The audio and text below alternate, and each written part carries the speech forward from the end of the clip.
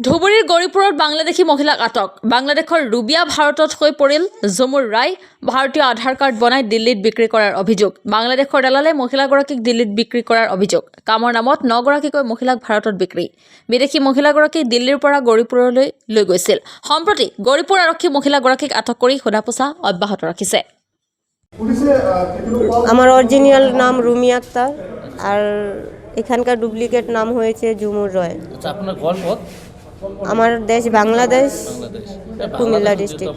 আপনি ইয়াত কেনেকে আসেন? এখানে আমাকে বিক্রি করা হয়েছে। আমি একা নয়, আমার সাথে আরও অনেক মেয়েরা ছিল। ওরা কোথায় আছে আমি জানি না, তবে ওখান থেকে আমি পালিয়ে এসেছি।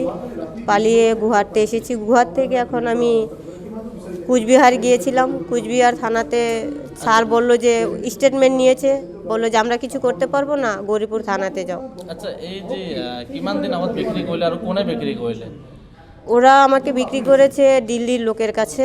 তো দিল্লি থেকে তো যেভাবে হোক আমি এখানে এসেছি। তো আমি যেটা বলতে চেয়েছি যে আমাকে কুচবিহার থানাতে গিয়েছিলাম, ওখানের বাবু সব স্টেটমেন্ট নিয়ে বললো যে তুমি গৌরীপুর থানাতে যাও, আমরা এখানে কিছু করতে পারবো না, গৌরীপুর থানার লোক করতে পারবে। যখন গৌরীপুর থানা পুলিশ স্টেশনে এসেছিলাম, তখন যাওয়ার পরে রাত্রি 9:30 বাজে আমি বাবুকে বললাম বড় বাবু আছে, উনি বললো যে নেই। তো তুমি কি চাও? আমি বললাম যে আমি বাঙালি, আমি দেশে যেতে চাই। উনি বললো তো আমরা তো জানি না, ওটা কুচবিহার থানাতে জানে। তখন আমি সোজা বললাম বাবু, কুচবিহার থানাতে স্টেটমেন্ট নিল, বললো যে গৌরীপুরে যাও। এখন গৌরীপুর থেকে বললেন যে আপনারা কিছু জানেন না, তাহলে কি আমাদের কোনো নিরাপত্তা নেই? উনি এরকম বললো না যে মেয়ে মানুষ কোথায় যাবে রাত্র করে, একা এখানে থাক। উনি কিছুই বলেনি। যখন আমি রাত্রে বের হয়েছি, ওটা কি মোড় বলে যেন, ওখান থেকে আমাকে এক দাদা আমাকে বললো যে তুমি এখানে কিসের জন্য। পরে বললাম যে আমার এরকম সমস্যা, আমি দেশে যেতে চাই। তখনই আমাকে হসপিটালে এনে রেখে দিয়ে গেছে যে তুমি এখানে সেফটিতে থাকবে। কোন হসপিটাল? ওটার নাম কি পোপোলা হসপিটাল। হ্যাঁ, গৌরীপুর থানা থেকে তাড়িয়ে দেওয়া হয়েছে। বলছে আমাকে কোনো হেল্প করতে পারবে না, ওটা কুচবিহার থানা করতে পারবে। মানে দুটো থানা, এক থানা আরেক থানাকে মানে করছে, ধাক্কাধাক্কি করছে। এটা যদি এখন অবৈধ কোনো কিছু হতো, পয়সার কোনো কিছু হতো, তাহলে বলতো কি যে ঠিক আছে এটা আমরা দেখছি, ওনারা বলবো যে ওনারা দেখছে। এখন একটা মানুষ হেল্প পেয়েছে, তো অথচ তারা কোনো হেল্প করছে না। আচ্ছা, আপনি অভিযোগ করলে যে আপনার বিক্রি করে দেওয়া হয়েছে, কিমান দিন আগত বিক্রি করে দেওয়া হয়েছিল আর এই কেদিন কি কথা ছিল? আমি কোনো এজেন্টকে চিনি না, তবে আমি যে লোকের মাধ্যমে এখানে এসেছি, ওই লোককে ধরলে সব এজেন্ট বের হয়ে যাবে। তো আশা করছি আমি দেশে এসে আমার দেশের অনেক মেয়ে মা বোনদেরকে আমাদের মতন বিক্রি করে দিচ্ছে। আগে দেশে যাই, তারপরে দেশের মা বোনকে কীভাবে দেশে ফিরানো যায়, ওটা আমার দেশে গিয়ে আমার দেশের এজেন্টের কাছে আমি বলতে পারবো। আচ্ছা, আপনার যে বিক্রি করলে তার নাম না জানে নাকি? তার চিনি না পায়? নামটা সঠিক খেয়াল নেই, মনে নেই। 2 মাস আগে তো, মানে 2-3 দিন দেখা হয়েছে। কোন জায়গায় ঘর তার? আমার ঘর না, এই যে আপনাকে বিক্রি করেছে ঢাকাতে। ঢাকাতে। আচ্ছা, এই যে এই কেদিন মানে কত ছিল, মানে কত থাকিলে এই কেদিন? এতদিন আমি ছিলাম দিল্লিতে। দিল্লি থেকে আজকে 7-8 দিন হয়েছে। ট্রেনে করে অনেক কিছু লাঞ্ছনা কষ্ট পেয়ে তারপর আমি এই পর্যন্ত এসেছি। কারণ এই জন্য বিক্রি করেছে। আমরা 8-9 জন ছিলাম, মানে আমাকে ছাড়া আরও 8 জন ছিল। ওরা কোথায় আছে জানি না, কিন্তু সবাইকে বিক্রি করে দিয়েছে। কারণ আমার কাছে যে ম্যাডামে আমাকে কাজে পাঠিয়েছে চেয়েছে, আমি বলেছি যে না আমি যাব না, আমি অসুস্থ হয়ে গেছি, কাজে যেতে পারি না। তখন বললো যে কাজ করবি না, তোকে তো টাকা দিয়ে কিনে এনেছি। কত রাখিছে এই কেদিন? ওটা তো আমি জানি না, ওটা আমাকে বলেনি কত টাকা বিক্রি করেছে।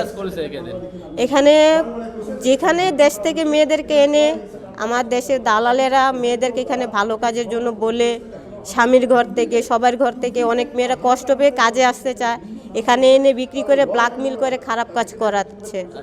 ওটা আমি আমার দেশের সরকারকে বলছি, আপনারা। না, আমার সাথে এরকম কিছু হয়নি, তবে আমার অনেক মা বোনদের সাথে হচ্ছে।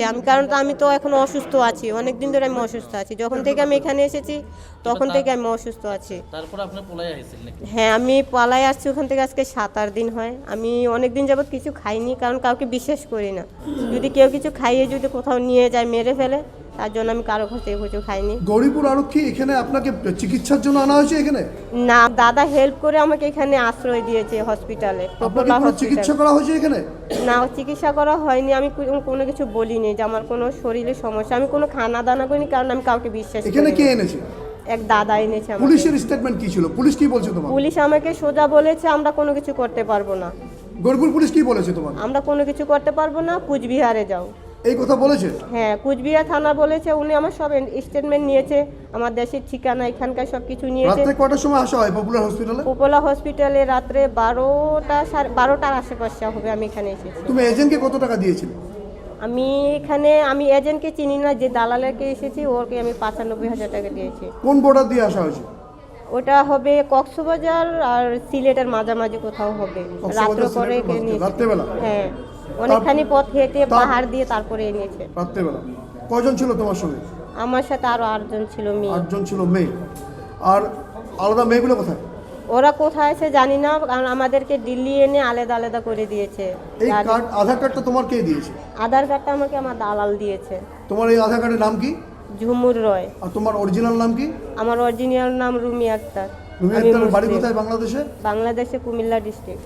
তোমার কে আছে আর বাংলাদেশে? আমার আপন বলতে কেউ নেই, শুধু আমার একটা মেয়ে আছে। তুমি ধুবড়িতে গৌরীপুরে কেন আসলে?